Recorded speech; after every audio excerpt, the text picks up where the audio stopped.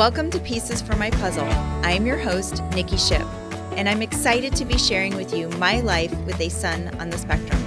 This podcast is for anyone who is looking for quick tips and perspective, but most of all, for hope and inspiration. So sit back, relax, and let's put the pieces together.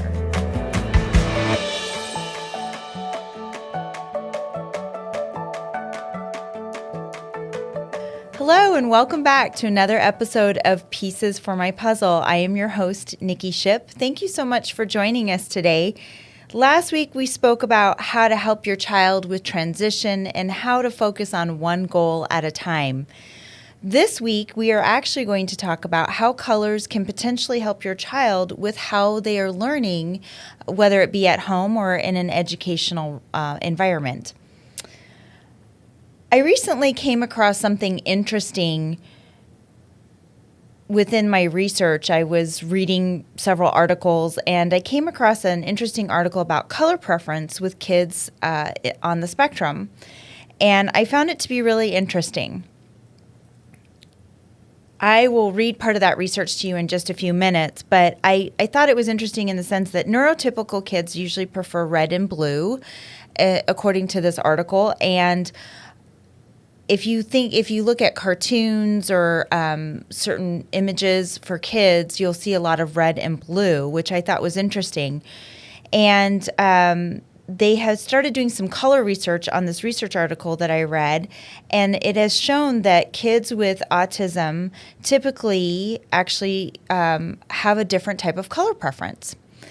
So as I delved a little bit further into this research, it was actually saying that one of the colors that kids on the spectrum most likely do not prefer is the color yellow, which again, I thought was really interesting.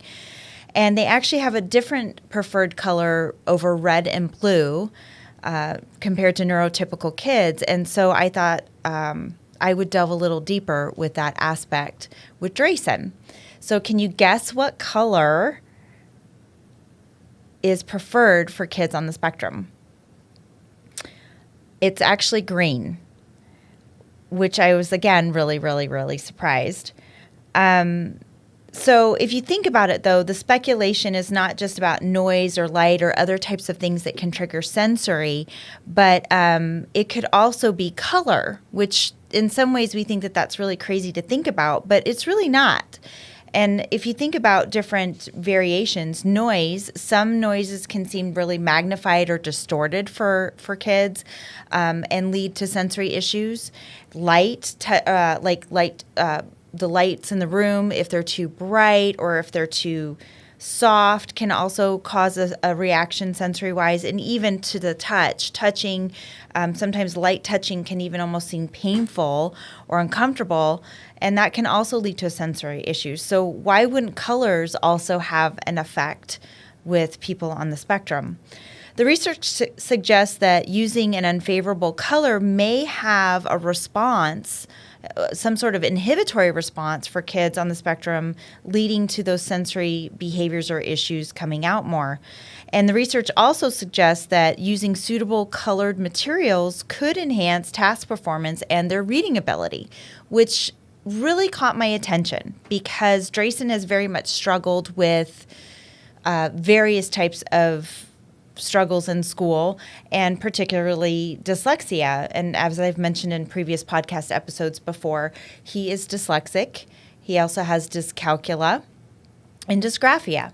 So it was interesting to me that could potentially maybe help him with some of his learning experiences as I started to read this article a little bit more. So I decided to put Drayson to the test a little bit at home and to see how he would react to certain tasks that we work on together in home, just to see if maybe I could get more of a response from him as well as cooperation, because his favorite word is no. So anytime I ask him to do something, it's no. Anytime I say hello, it's no. Anytime I get home, it's no or go away. So I was wondering if I was trying to do more tasks with him with some of the things that had the color that he prefers, would I be able to connect with him more? And that's really what I was looking for with this. So I started looking at his books and his games, things that we already had in the home, to see if maybe I could use those first and see what he gravitated towards.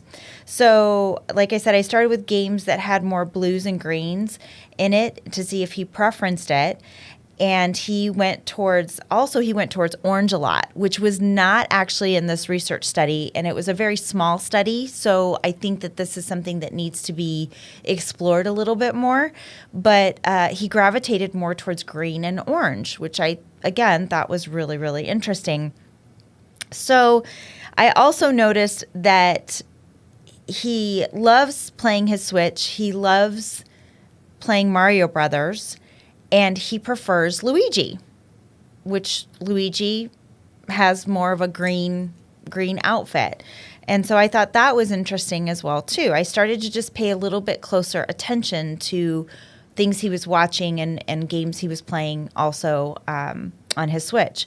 So then I decided to print text with the same set of instructions on it. And I just put 5 different colors, one at the top of each page in the text. So each text was a different color. And all I put in there was draw a picture of your favorite character from Toy Story. That's the one that I did. And I put all 5 of the sheets out on the table. And I told him that he just needed to pick one and follow the instructions. Before he even read any of the text, I wanted to see what he gravitated towards. And ironically, he picked the one with green text. So then the next day, I printed out another task, also in colored text, and I put, draw a picture of your pet. And when I did draw a picture of your pet, again, he picked green. Again, I thought that was pretty interesting. So again, this is a very rudimentary test that I did in home, but I wondered what else I could pick in other areas. For example, maybe making lunch. He has these bento boxes that we use, and the top of each bento box has a different color lid. So I wanted to know maybe what he was picking then. And ironically, I started to notice that he gravitated more towards orange and green when he was given the choice of what color top he wanted to go on his bento box. So I don't know. And I think I just wanted to bring it to attention that maybe that this is something more than just light and sound and other types of environmental scenarios where it could trigger their sensory issue. One thing that isn't really talked about very often is color. So I just thought that was super interesting. I also know noticed he prefers purple. And then blue is also in that realm, but it's a distant pick. Red he will pick sometimes as well, but not as often as the green and orange. Again, I just thought that was interesting. So I know it sounds silly, and this may be something additional that we may be able to use for our kids on the spectrum, may or may not. It's really hard to say, but I think it's worth talking about. So that's why I wanted to bring it up today in this podcast. And I think we, by nature, as human beings, we all gravitate towards different colors, right? I mean, I joke around that if I could have everything written in hot pink and glitter, that it would be my most favorite thing. So think about that for a second. And especially if you're an educator, think about how maybe colors might be able to sway a child's learning experience from a visual standpoint as well. I think it's a really interesting concept and something to think about. But that also leads me to tell you about one of my most recent ideas that I came up with in my head. And I had to bring it up today, and I was excited to announce it. So this whole talk about colors and everything came across at the perfect time. But in one of my previous podcasts where I talk about anxiety, I think it was episode number 12, we talked about color zones. And color zones are based off of just the primary colors, red, yellow, blue, and green. And we discussed what they all meant. And if you remember, the red meant angry or upset. Yellow meant frustrated or even silly. Blue meant sad or depressed. And green meant happy.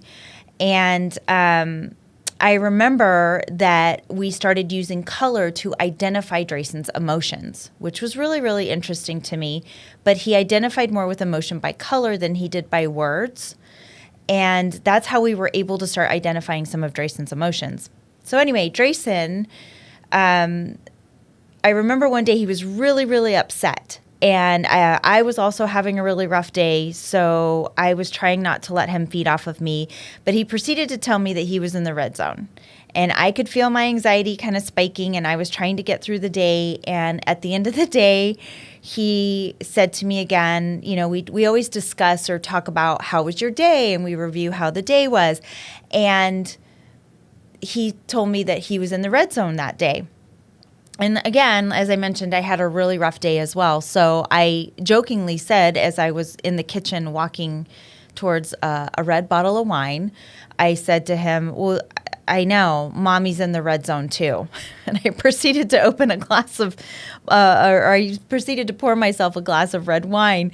So, which brought me to the creation of my t-shirt. And for those of you listening, I'll describe, but for those of you watching today, you can see that I have a t-shirt on that says I'm in the red zone with a red glass of wine. So for those of you listening, it's actually a black t-shirt with some white font. I'll show you guys the example for those of you watching.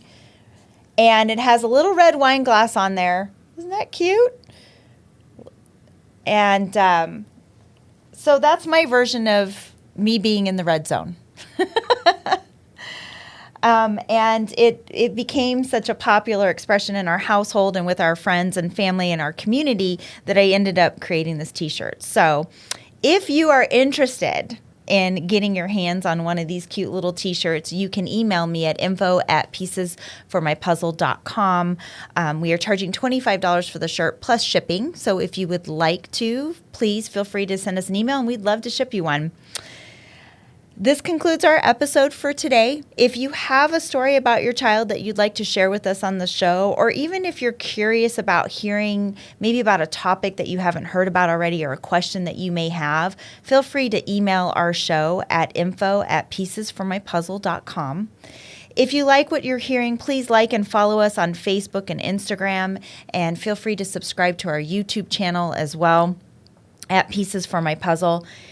And most of all, if you do like what you're hearing, please spread the word to others in the community. We're here to provide help, to provide resources, and to also give inspiration to the autism community and just the community in general. If you're curious about learning more about autism or becoming more aware about autism. Thanks again for tuning in. And until next time, keep working on your puzzle. And remember, you don't have to have it all solved in a day. Take care.